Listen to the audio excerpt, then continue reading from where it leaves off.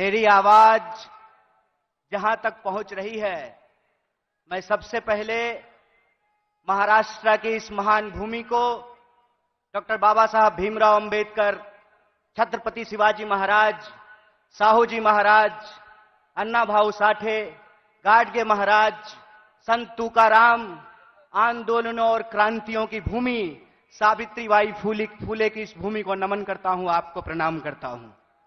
साथियों, बिना किसी औपचारिकता के मैं सम्मानित मंच का अभिनंदन करते हुए आप तमाम भारतीय राष्ट्रीय कांग्रेस के एक एक कार्यकर्ताओं का, समर्थकों का, मतदाताओं का, देश के कोने कोने में किसी भी माध्यम से इस कार्यक्रम से जुड़े हुए कांग्रेस परिवार के एक एक सदस्य को पार्टी की स्थापना दिवस के मौके पर हार्दिक बधाई देता हूं, आपका हार्दिक अभिनंदन करता हूं।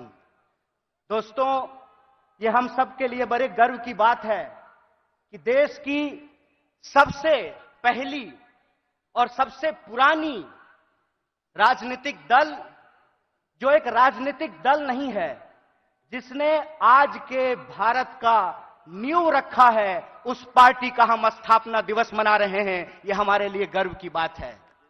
जब हम अपने पार्टी की स्थापना दिवस मना रहे हैं तो हमको कुछ बात अपने दिमाग में, अपने जहन में उतारने की जरूरत है। सबसे पहली बात यह है कि जब हम नागपुर में यहां मना रहे हैं तो जो लोग नागपुर को संघ भूमि बनाना चाहते हैं, उनको हम चुनौती देना चाहते हैं, जब तक कांग्रेस पार्टी जिंदा रहेगी, जब तक इस देश में एक भी कांग्रेसी कार्यकर्ता जिंदा रहेगा, अपने रक्त के आखिरी कतरे तक नागपुर को संघ भूमि नहीं, दीक्षा भूमि बना करके रखेगा। इस बात को याद रखिएगा। इस बात को याद रखिएगा कि जिस देश में हत्यारों का गाना गाया जा रहा है, उस देश में महात्मा गांधी पैदा हुए हैं। और महात्मा गांधी ने जिस पार्टी को बनाया है, जब तक वो पार्टी जिंदा रहेगी, तब तक आप इंसान को इंसान से नहीं लड़ा सकते हैं। हम बोलते रहेंगे, रघुपति राघव राजा राम, पतित पावन सीताराम, ईश्वर अल्लाह तेरो नाम, सबको सन्मति दे भगवान। हम यह तराना गाता रहेंगे, इस बात को याद रखिएगा। और जब आज हम पूरे देश को यह संदेश देना चाहते हैं भारतीय राष्ट्रीय कांग्रेस की तरफ से कि हैं तैयार हम, तो किस बात के लिए तैयार हैं हम तैयार हैं इस देश के संविधान की रक्षा करने के लिए। आप तैयार हैं कि नहीं हैं? इतनी जोर से आवाज लगाइए कि यह आवाज नागपुर से दिल्ली तक पहुंचनी चाहिए। आप तैयार हैं कि नहीं हैं? हम तैयार हैं इस देश की जमहूरियत को बचाए रखने के लिए। हम तैयार हैं इस देश में कमर तोड़ महंगाई को समाप्त करने के लिए। हम तैयार हैं इस देश के नौजवानों को रोजगार मुहैया कराने के लिए। हम तैयार हैं महिलाओं के ऊपर होने वाले अत्याचार को समाप्त करने के लिए। हम तैयार हैं आजाद देश में आजादी की रक्षा के लिए। हम तैयार हैं, यह हमारा संकल्प है। और जब हम इस संकल्प को दोहरा रहे हैं तो एक चुनौती भी हम लोगों को समझना पड़ेगा भाइयों। चुनौती यह है कि आप में से बहुत सारे लोगों को एक अनुभव हुआ होगा कि जब आप किसी पॉकेटमार को ट्रेन में पॉकेटमारी करते हुए पकड़ लेंगे तो पॉकेटमार इतना चालाक होता है कि वही जोर से चोर चोर चिल्लाना शुरू कर देता है। बोलिए, होता है कि नहीं होता है? आज हमारे साथ इस देश की सबसे पुरानी पार्टी, इस देश को आजादी दिलाने वाली पार्टी, महात्मा गांधी की पार्टी, पंडित जवाहरलाल नेहरू, सुभाष चंद्र बोस, मौलाना अबुल कलाम आजाद, सरदार वल्लभ भाई पटेल, एनी बेसेंट, सरोजिनी नायडू की पार्टी के साथ भी यही हो रहा है कि हमने चोर को चोरी करते हुए फिर से पकड़ लिया है। हमने इनको अंग्रेजों के साथ चाय पर चर्चा करते हुए देखा था, तो जो चाय बेचने की बात करते थे, हमने उनको देश बेचते हुए रंगे हाथ पकड़ लिया है।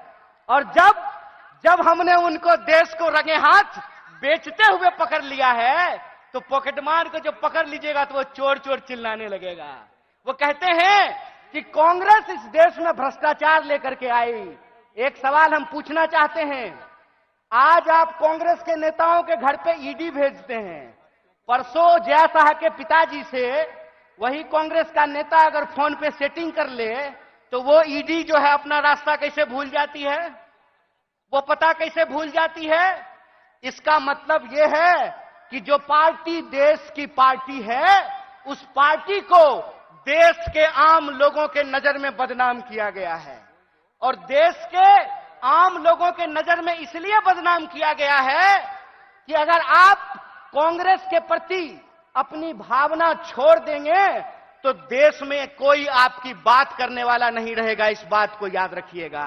इसीलिए इस मंच से मैं आप तमाम लोगों से एक बात की अपील करना चाहता हूं कि हे कांग्रेस के कार्यकर्ताओं, जब आप चाय की दुकान पर बैठते हैं, जब आप ट्रेन से यात्रा करते हैं, जब आप बसों में चलते हैं, जब आप खेतों में चर्चा करते हैं, दफ्तरों में चर्चा करते हैं, तो एक बात को याद रखिएगा, एक बात को याद रखिएगा कि सामने वाला जब आपको जलील करता है ना, तो वो आपको जलील करने से पहले अपने मां बाप को जलील कर रहा होता है, अपने पूर्वजों को जलील कर रहा होता है। क्योंकि कांग्रेस पार्टी इस देश का इतिहास है, वर्तमान है और इस देश की आम आवाम का भविष्य है। यह बात हमको समझना पड़ेगा।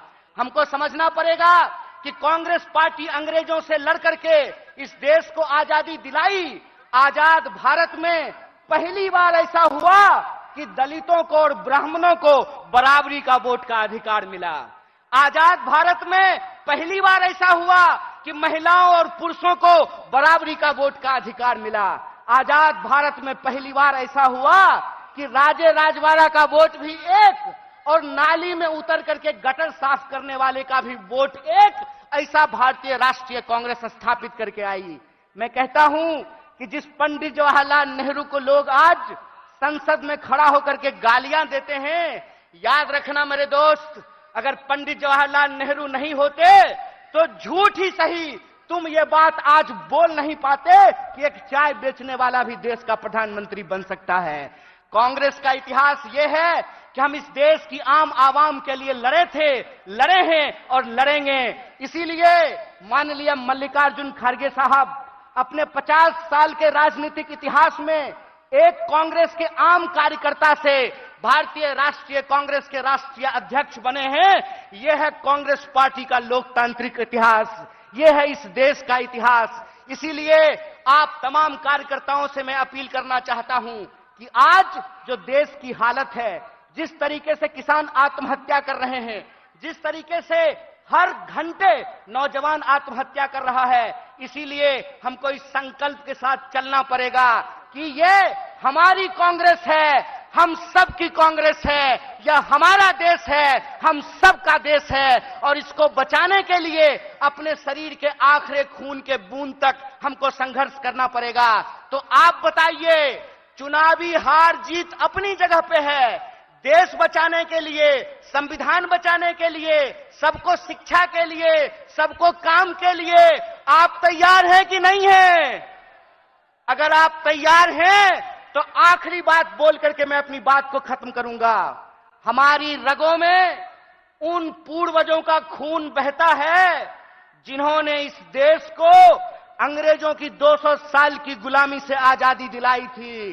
जब हमारे पुरखे अंग्रेजों की टैंक से नहीं डरे, जब हमारे पुरखे बलिदानियों का इतिहास बनाया, जब हमारे पुरखे फांसी के फंदे को हंसते हंसते चूम लिया, तो तुम एक बात जान लो भाई, तुम्हारा जो फ्रंटल ऑर्गेनाइजेशन है ना, ईडी और सीबीआई, उससे हम घड़ी घंट नहीं डरने वाले हैं। आप लोग डरने वाले हैं क्या? तो इस देश की बचाने की लड़ाई में सबको शिक्षा के लिए, सबको काम के लिए और इस देश के हर आवाम को बराबर के आत्मसम्मान के लिए आप संघर्ष करेंगे कि नहीं करेंगे?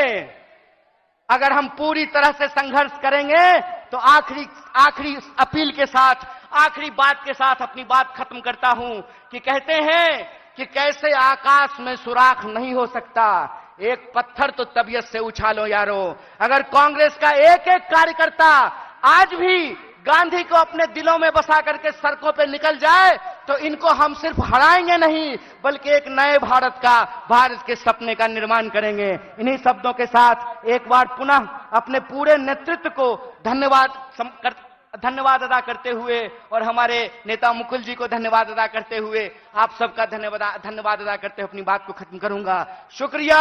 इनकलाब जिंदाबाद। जय हिंद, जय भारत, जय कांग्रेस।